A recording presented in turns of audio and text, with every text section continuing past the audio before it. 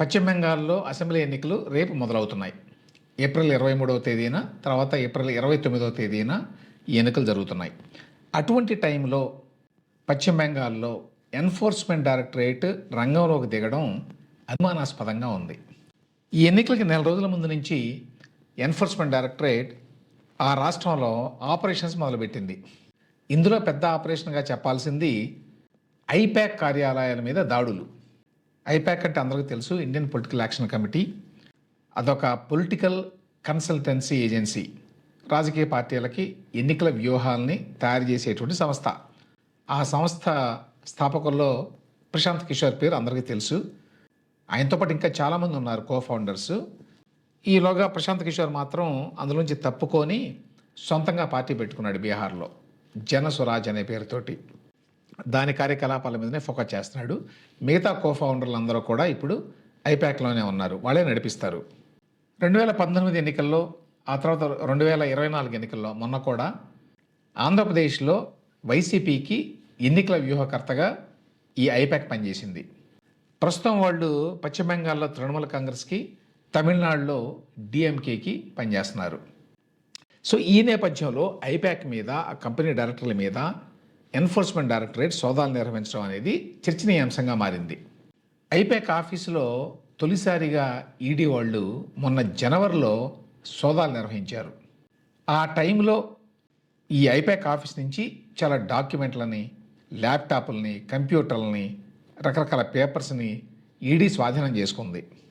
అప్పుడు ఈ సోదాలు జరుగుతూ ఉండగానే వెస్ట్ బెంగాల్ ముఖ్యమంత్రి మమతా బెనర్జీ గారు ఐపాక్ ఆఫీస్కి వచ్చి విశ్వసా లోపలికి వెళ్ళి ఒక గ్రీన్ ఫైల్ని తీసుకొని వెళ్ళిపోయారు బయటికి. దాని మీద కూడా చాలా రచ్చ అయింది. ఈడీ సోదాలని మమతా బెనర్జీ అడ్డుకున్నది అని చెప్పి బీజేపీ ఆరోపించింది కూడా అప్పట్లో. అయితే ఈడీని ఉపయోగించి తృణమూల్ కాంగ్రెస్ పార్టీ ఎన్నికల కోసం సిద్ధం చేసుకున్నటువంటి సమాచారాన్ని ఎత్తుకుపోవడానికి బీజేపీ కుట్ర పన్నింది. ఆ అధికారం ఈడీకి, బీజేపీకి ఎవరిచ్చారు అని చెప్పి మమతా బెనర్జీ ప్రశ్నించారు ఆ రోజునే. వాళ్ళ ఆరోపణ ఏంటంటే, మా Trinamool Congress party internal data, election strategy IPAC కార్యాలయంలోనే ఉంటాయి. ఎందుకంటే మా పార్టీకి వాళ్ళు కన్సల్టెంట్స్ కాబట్టి. వాటిని తస్కరించడానికి ఈడీని అమిత్ షా గారు ఆయుధంగా వాడుకుంటున్నారు అనేది. జనవరిలో ఆ రైడ్స్ తర్వాత మొన్న ఏప్రిల్ 13వ తేదీన ఐపాక్ డైరెక్టర్లో ఒకడు వినేష్ చందేల్ అనే ఆయన్ని ఈడీ అరెస్ట్ చేసింది. ఆ తర్వాత మరొక ఐపాక్ డైరెక్టర్ ప్రతీక్ జైన్ అని చెప్పున్నాడు, అతని భార్యకి ఈడీ సమన్లు ఇచ్చింది. అదేవిధంగా ఐపాక్ కో ఫౌండర్ రిషి రాజ్ సింగ్, ఇతని పేరు వినుంటారు ఎందుకంటే జగన్ గారితో కూడా చాలాసార్లు కనిపించాడు ఈయన. ఈ రిషి రాజ్ సింగ్కి కూడా ఈడీ నోటీసులు ఇచ్చింది. ఏంటి ఐపాక్ తోటి ఈడీకున్న సమస్య అంటే, మేము చేస్తున్న ఆపరేషన్లన్నీ కూడా మనీ లాండరింగ్కి సంబంధించి అని ఈడీ చెప్తోంది. మనీ లాండరింగ్ అంటే ఏంటి? నల్లధనాన్ని తరలించేటువంటి కార్యక్రమం అన్నమాట. వెస్ట్ బెంగాల్లో ఈ బొగ్గు గనుల అక్రమ తవ్వకాలకు సంబంధించి ఈడీ ఒక దర్యాప్తు చేపట్టింది.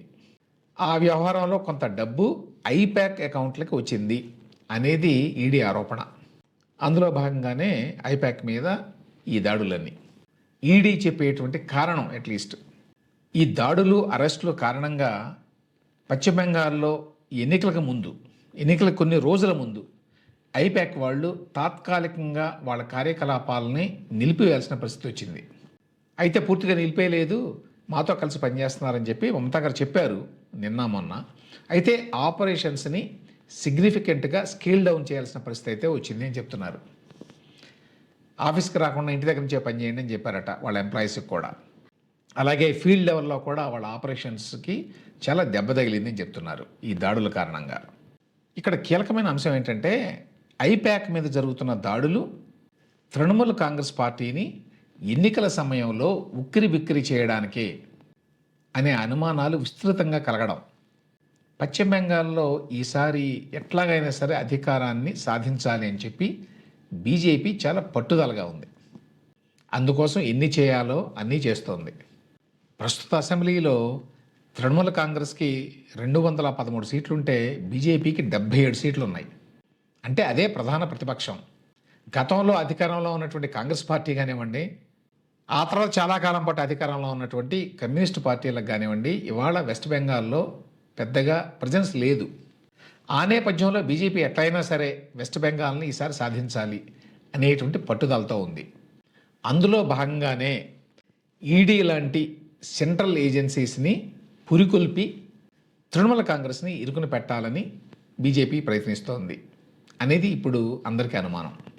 ఈడీ మాత్రం ఏం చెప్పిందంటే, మేము అసలు రాజకీయ పార్టీల జోలికే వెళ్ళలేదు, ఇది పూర్తిగా మనీ లాండరింగ్కి సంబంధించిన విచారణే అని చెప్తోంది. అయితే ఈడీ క్రెడిబిలిటీ కూడా ఎట్లా ఉందో మనకు తెలుసు. ఢిల్లీలో ఎన్నికల ముందు అరవింద్ కేజ్రీవాల్ని అరెస్ట్ చేసి జైల్లో పెట్టారు ముఖ్యమంత్రిగా ఉండగానే, లిక్కర్ స్కామ్ అనే పేరుతోటి. ఇప్పుడు అసలు ఆ లిక్కర్ స్కామే లేదు అని చెప్పి అక్కడ స్థానిక కోర్టు తీర్పు కూడా ఇచ్చింది. ఈ నేపథ్యంలో ఈడీ చెప్పేటువంటి మాటలు ఎంతవరకు నిజం అనే దాని మీద చాలామందికి అనుమానాలు ఉన్నాయి.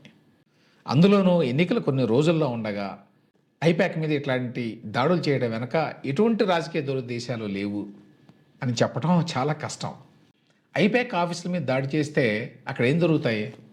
తృణమూల కాంగ్రెస్ పార్టీ ఎన్నికల వ్యూహాలు, ప్రచార వ్యూహాలు, వాళ్ళ అభ్యర్థుల లిస్టులు అవే కదా దొరికేది.